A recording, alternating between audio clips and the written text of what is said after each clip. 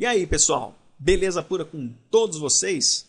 Vamos iniciar a nossa atualização do curso de Fisiologia aqui da Escola de Ciências da Vida. Assim como as demais áreas do conhecimento, a Fisiologia é extremamente importante para todos os profissionais da área da saúde, porque ela vai nos ensinar como funciona normalmente o nosso organismo e de que maneira ele se adapta ao ambiente.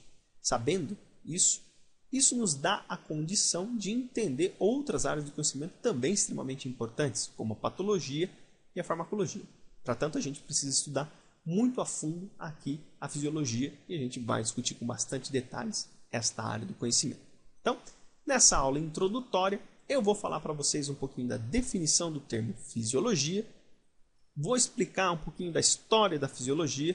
Todas as primeiras aulas da Escola de Ciências da Vida, de qualquer curso, a gente fala um pouquinho da história. E, por fim, vou mostrar os campos de estudo da fisiologia, que serão também os tópicos de estudo também do curso que a gente vai tratar aqui com vocês. Beleza, pessoal? Bom, então vamos começar com a definição da palavra fisiologia.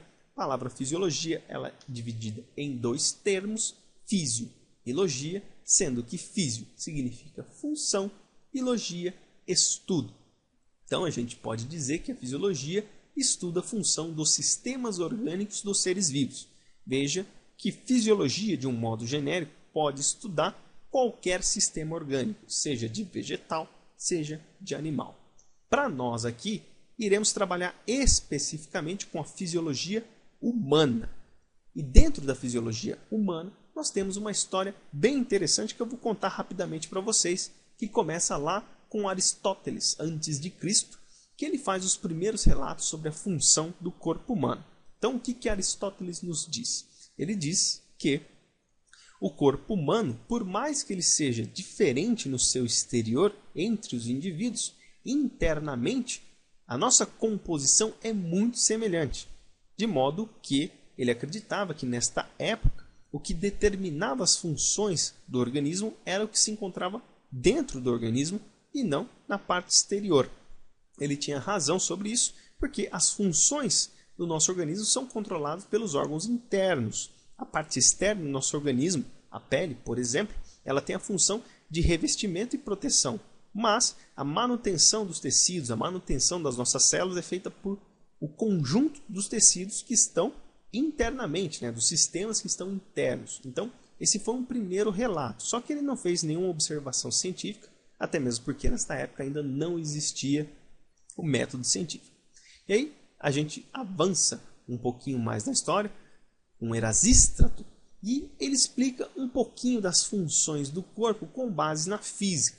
Nessa época também, antes de Cristo, todos os pensadores eram físicos. Então todas as áreas do conhecimento entravam dentro da física, principalmente a medicina. E aí ele começa a explicar, teoricamente, como funciona o nosso corpo de maneira mais relativa. Então, a movimentação dos braços, por que nós não conseguimos movimentar os braços para trás, a articulação do antebraço não consegue ir para trás, por que a gente não consegue dobrar a articulação do joelho para frente num limite máximo, por que a cabeça ela só faz um giro de no máximo 90 graus, seja para a direita, seja para a esquerda. Então ele explica essas funções com base na física, mas de maneira muito rudimentar. A gente pode dizer que somente em 1628, após o trabalho publicado por William Harvey sobre o sistema circulatório, a fisiologia passou a ser considerada uma ciência. Então veja, houve um salto muito grande na história para que se pudesse considerar a fisiologia como uma ciência.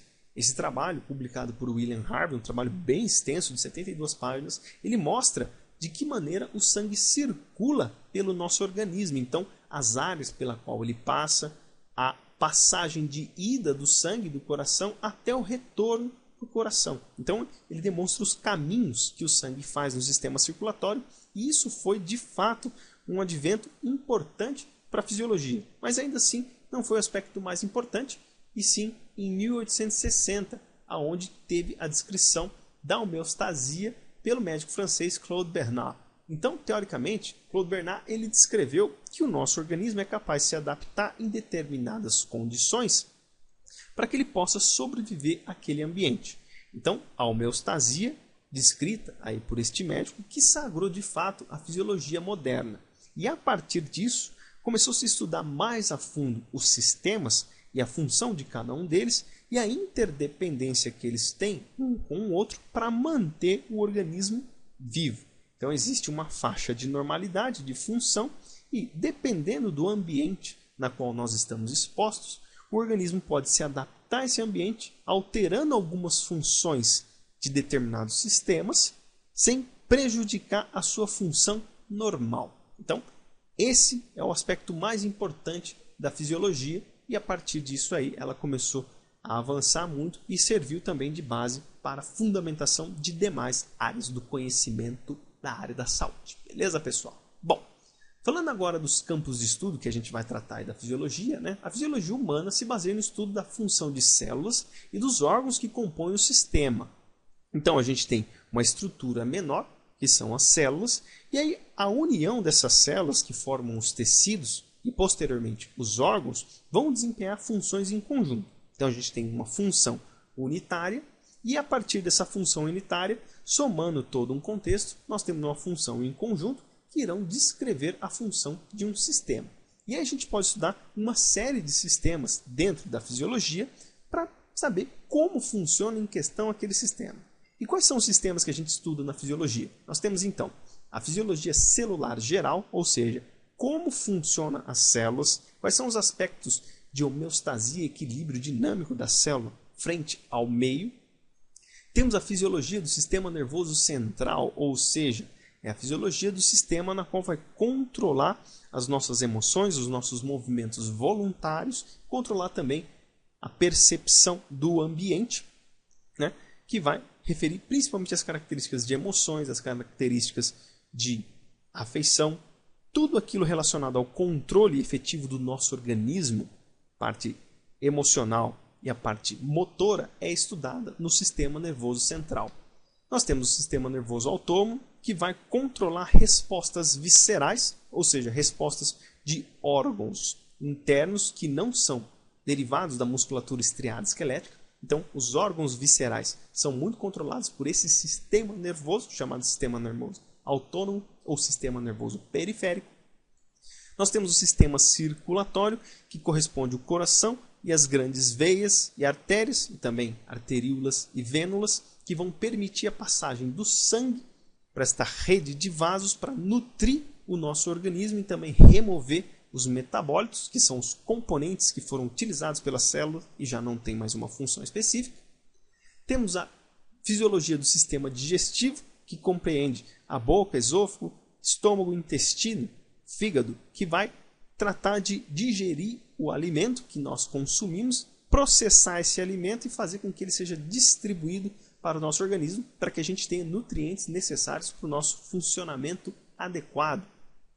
O sistema endócrino, que vai trabalhar com os hormônios que vão sinalizar para as respostas de crescimento celular, respostas de proliferação, respostas de hipertrofia, respostas de diferenciação celular. Então existe toda uma gama de respostas adequadas e que são mediadas pelo sistema endócrino. Então nós temos células da glândula tireoide, nós temos a hipófise, o hipotálamo, nós temos as suprarrenais que vão participar aí desta resposta endócrina.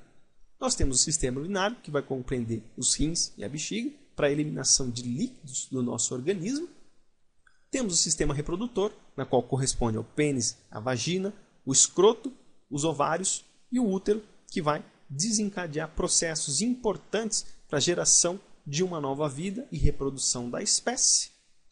Nós temos a fisiologia da musculatura, seja a musculatura estriada esquelética, estriada cardíaca ou lisa, e temos também a fisiologia dos sentidos, que vão participar aí da percepção do meio ambiente, então os olhos, a parte de regulação de pressão do ambiente, sensação tátil da pele, tem isso também. E nós vamos estudar, além disso, a termorregulação, ou seja, a regulação da temperatura corpórea, até mesmo porque a temperatura é um fator importantíssimo para o bom funcionamento do nosso organismo. Beleza, pessoal? Bom, essas são as referências que nós iremos utilizar ao longo do curso de Fisiologia, o Guyton e o Levy, que são 2 livros fundamentais para se tratar sobre fisiologia. São livros muito bons e muito completos e que serão o nosso aporte aí para a gente discorrer as próximas aulas aqui do curso de fisiologia. Beleza, pessoal? Então, é isso aí. Se vocês gostaram, não esquece nunca de dar o seu joinha e de compartilhar esse vídeo, porque isso ajuda muito na divulgação do nosso material. E se inscreve no nosso canal clicando aqui no botão se inscrever e participa lá do grupo e da página da Escola de Ciências da Vida no Facebook. Não esquece também de participar do canal do YouTube e da página dos nossos queridos parceiros, o professor Rogério Gozzi, o Diego Barros do Medicina Resumida, o Kainan Max, canal de Biociências, e a nutricionista Paula Clabundi, de Nutrição como um Modo de Vida. Como sempre, todas as informações estão aqui no descritivo desse vídeo. Beleza, pessoal? Então é isso aí. Forte abraço a todos, fiquem com Deus e até os próximos vídeos, se Deus quiser.